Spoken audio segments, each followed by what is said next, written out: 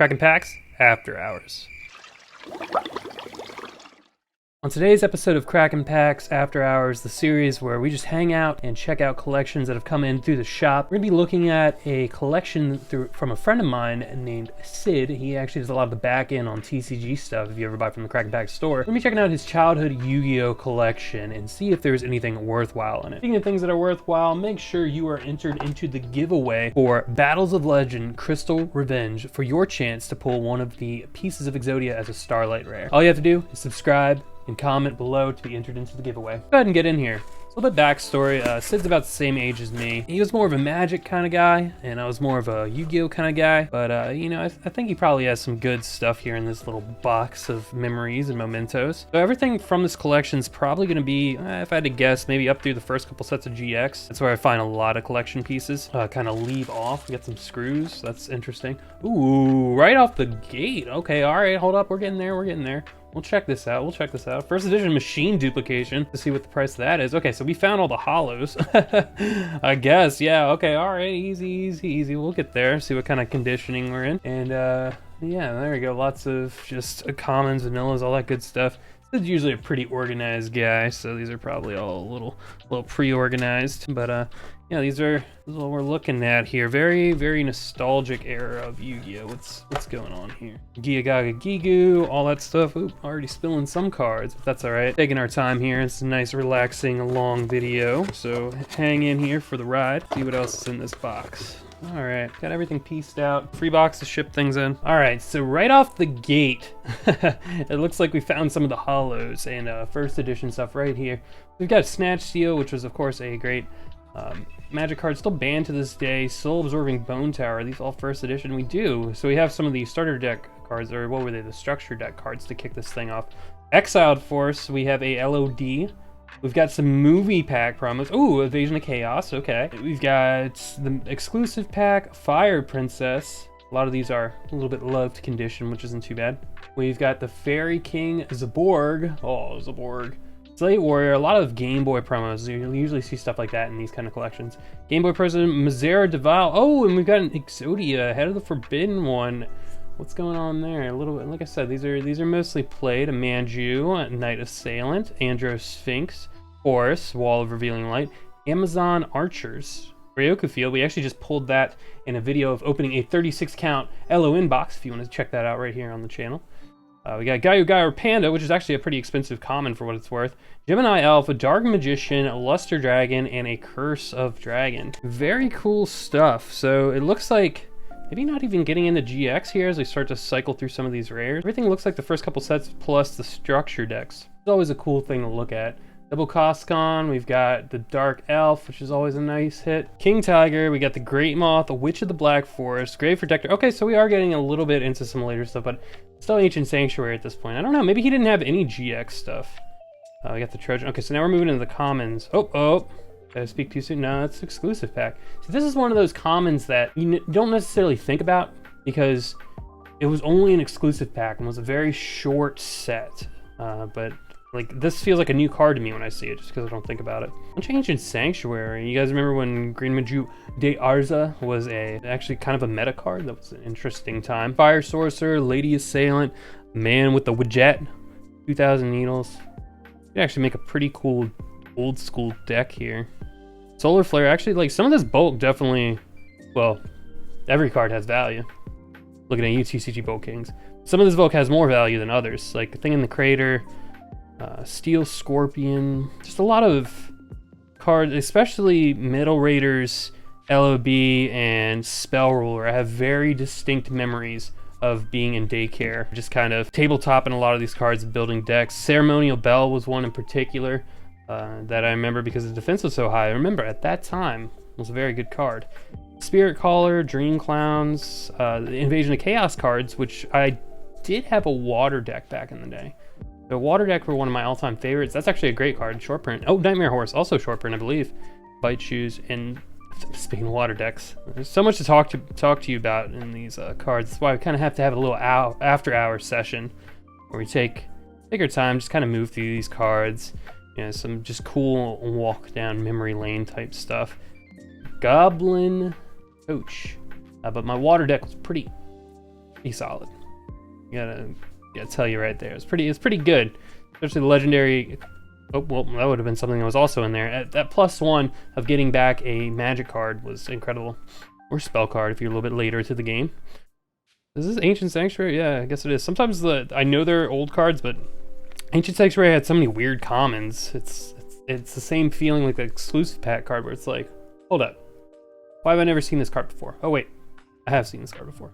Just you know, was committed to the back of my memory. Cool. So I guess maybe we're not even gonna really touch GX. Some of the holos are GX. Sid, man, where'd you get some of those cards from? You must have been trading them. Oh, okay, so we got more holos.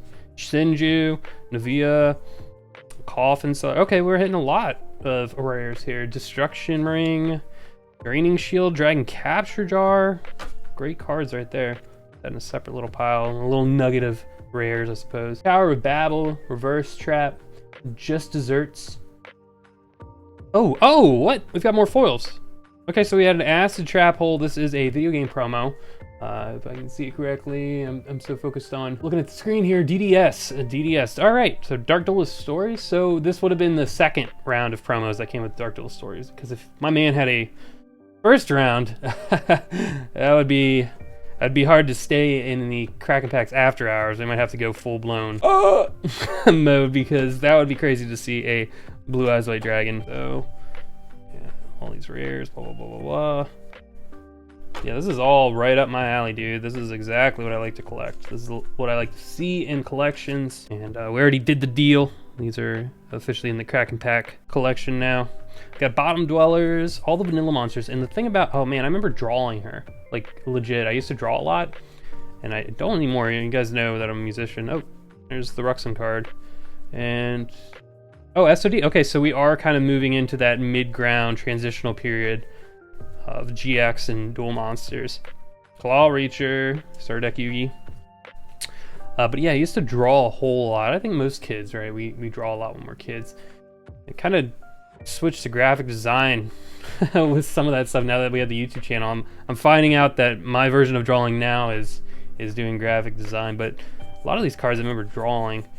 The whole group of kids at school in 5th grade was, oh, that's a crawling dragon, very nice, little darker print too.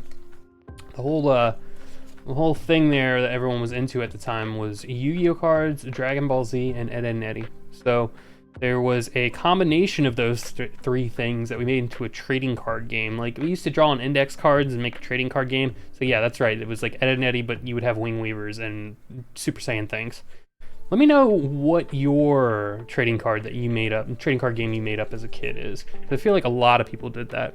But that was ours, so I would draw a lot of these in different versions and things, maybe a combination with Dragon Ball Z, like maybe this guy's going Super Saiyan or something. Armored Lizard, Headless Knight, Neo Bugs, Armored Zombies, Tiongo, and there's just something special about the vanilla monsters.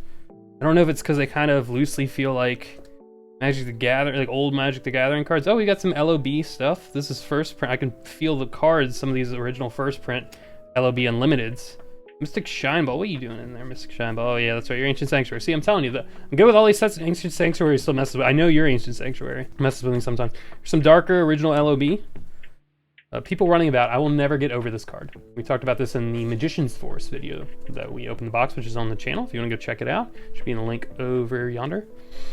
Just legit people running around, and there's 3 different cards. There's, I think they're called the Oppressed People, and they're just completely running about. There's actually a YouTuber, I know Humidrix as a World of Warcraft YouTuber, but he also has a channel that I guarantee you've seen the thumbnails even if you never clicked on it. I don't remember what the channel is called, but it's the same guy that does the World of Warcraft videos, and it's a big channel, but he does all the the lore behind Yu-Gi-Oh cards, or like top 10 weirdest Yu-Gi-Oh cards, or the 10 most evil Yu-Gi-Oh cards. The content he does for World of Warcraft is pretty much the same. Humidrix X, I think. But yeah, that he has a video, I believe, talking about them. So Flame Swordsman, very cool. This is, what, was it a DB1 print? No, it started at Joey. That makes sense. I was like, I don't think we've seen any DB1. That would have been a little bit later. And I believe we've ran through these trap cards, didn't we? All right, let's move over to, oh no. No, we did not run through these trap cards. We've got a whole collection. A lot of starter deck stuff, a lot of just old school cool things. Waboku, Wall of Revealing Light, just things to stop your opponent from doing literally any form of life point damage, just stalling. A lot of old Yu-Gi-Oh was just stalling. So when people talk about, oh, you know, the old version of the game was way better, or blah, blah, blah, blah, blah, it's like, it depends. They both, you know, completely different paces. I personally like the old school one, but if someone doesn't like it, I totally get it. It can be very campy sometimes. Trap Just Shoot, so we have some banned cards that are worth money in here. Trap Just Shoot may be about $6 card in here. We got Tornado Wall, Blasting the Ruins, Absolutes. Oh, we got some other little beat up cards in here. Get those traps over. Ooh, Worm Drake, and Blink, and Blink, and you first edition? Oh, you're first edition. What are you? These are both first. These are all first edition. Are these sorted out? Oh, they're more first edition cards. I mean, that's why they were separated, because these are first edition. So again, we're trying to complete the master sets. A lot of these are played, but here's the thing I'll tell you guys. You can always start with the worst quality card and replace it. This is something I learned a lot from, you know, it seems kind of obvious, but people get so obsessed with the idea of trying to find the best possible, you know, rarity and condition and things. That's great if you have a ton of money and you've been in this hobby for a while. But if you're not and you're starting out, remember, you can always upgrade. I mean, there's people that collect PSA 10s and have an incredible collection, and they're always looking for that next card that's very, you know, even more minty, right, so to speak. But this was something from vinyl collecting that I would slowly do, because some versions of certain vinyls would be so expensive, but I just wanted to listen to the music, right? And there's a little bit of that collector spirit in me. I wanted to get the really minty ones, but hey, if you were to get a vinyl record, just like if you were to get a mint condition card, a lot of people would want to put it in a binder, put it in a sleeve, put it in the case, grade it, whatever. You're not really going to be playing with it at that point, right? So I wanted to make sure that I was able to actually listen to the music, especially with vinyl records. But if I had a super duper minty copy, chances are I might just leave it in the package, right? Because again, it has an aesthetically pleasing thing to just be like, oh, I have the sealed one. I'm a sealed collector, right? So it's one of those things where I would get a worse copy of something, and then, you know, keep that and have it as my, you know, go-to, and then you can always upgrade. So you can go from there. You don't have to get the LOB first edition mints. You could get a beat up one just to have it and sell that one and get the new one, right? Red Eyes Black Dragon, beautiful card. This is from Starter Deck 4, I want to say. Starter Deck 1. Oh yeah, Dragon's Roar is Starter Deck 1. These are all first edition cards here. Book of Life. And this is something common too that you see in a lot of collections, would be that everything up until that transitional point between GX and DM, and then also seeing those structure decks that were coming out at the time. Like I said before, I kind of got out of Yu-Gi-Oh! Around, what was it? About right where the movie was coming out. And when the movie was coming out, that was around Ancient Sanctuary, but I remember the structure decks. I think I kind of like got back in it, like one of the neighborhood kids had it, and we kind of moved back in. So let's see some more. Ooh, you guys see that? Some more of these holos here. Oh, we've got a Machine Duplication, first edition, Flute of Summoning Dragons, Mirage of Nightmare, Knight's Title. Again, very common collection stuff. Card Destruction. Oh wait, this is After Hours. Very cool stuff. Yeah, naturally I get very excited about this stuff, so you gotta be chill. Exchange, Torrential Tribute, Lord of D, Swift Guy. We've got 10 promos. Tragedy, Judgment of Anubis, first edition LB Umi. Very cool. Wild Nature's Release. I mean, about 4 a.m. You know. Change of Heart. Wait, Royal Change of Heart? Oh no. Normal Change of Heart. Begone Knave. And it looks like maybe the rest of these are commons with their first edition. So we have first edition IOC. Again, this would be great, you know, just fodder to build a set. Oh, we got Blue Eyes, Shining Dragon. Retro Pack, 2 Shining Dragon. Nah, did I wake you up out there? Then we got Vampire Genesis and another Pot of Greed. Very cool. Into this last stack here. So we got Hide, Impeding Destructions. A lot of very iconic cards. This is the censored version of that card. I remember seeing, what's it called? Tremendous Fire in one of the Beckett magazines. Part of the Underdog, and wondering why the boobies were out. And that's because that version of the card is typically in the OCG they are naked. So did not know that was a thing until my 4th grader eyes saw the card and saw that they were all completely naked. And that's where I figured out that Japanese has different versions of certain cards than I do. And that's when I learned that. A very beautiful piece of knowledge, because even to this day, Lost Art. Oh, we've got some holos hiding in here. We got YZ. Wait, are these first? Okay, no. These are unlimited. So YZ Tank Dragons. We got LOB Flame Ghost. Yoink. As well as a bunch of other good stuff in here. Another rare. Monster Reborns, Upstart Goblin, always, you know, fetch you a few bucks. Rain of Mercy, Dark Energy. Oh, we've got some more holos in here. We got Sage's Stone and then a bunch of rares. Okay, I like that. I take that. We take that. What's in this last stack? This is the last stack of this collection. Sid, you were a pretty good collector. Got some goodies in here. Share the Pain, Tribute to the Doom, Mind Wipe. Again, that's kind of falling into that category of, oh, I forgot that card existed. Sword and Shield, Horn of the Light, Soul Reversal, The Dark Door, Dogen, more darkness, lots of very old school Yu-Gi-Oh! So more on the dark side of things and a little bit more After Hours, right? Yeah, we got, oh, Remove Trap, Earth Chance, Drag Down into the Grave. Didn't this card spike up in price and then it got reprinted like recently, kind of out of nowhere? It was always a really good card. And the last, do we have a last card magic? Let's see. On Burning Land. Ooh, we got Electro Whip. The Whip in the Kraken. Kraken the Whip. There you go.